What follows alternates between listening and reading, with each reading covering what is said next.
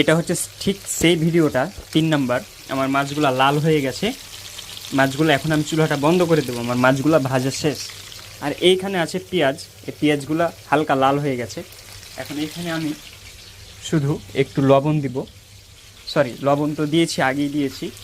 শুধু এখন আমি একটু হলুদের ছিটা দিয়ে দিব। এই যে দেখতেই পাচ্ছেন হলুদের গুঁড়া আমি দিয়ে দিচ্ছি, জাস্ট হয়ে গেল। এখন আমি এটা বন্ধ করে দিলাম। এখন আমি আমার কাছে একটি মিক্স মশলা ব্যবহার করি আমি, এই যে এটা প্রাণ কোম্পানির, এটা আপনারা চাইলে ব্যবহার করতে পারেন। এটা আমি দিয়ে দিব, এটা আমি আপনারা যে পরিমাণে দিতে চান সেই পরিমাণে দিয়ে দিবেন। তারপরে হয়ে গেল। এখন এটাকে একটু কষিয়ে পানি দিয়ে লাল করে নেবেন। লাল হয়ে গেলে আপনি এই যে এখানে যে বরবটি আর বেগুন রান্নার সিদ্ধ করা আছে যেটা দেখিয়েছিলাম, ওইটা দিয়ে দিবেন।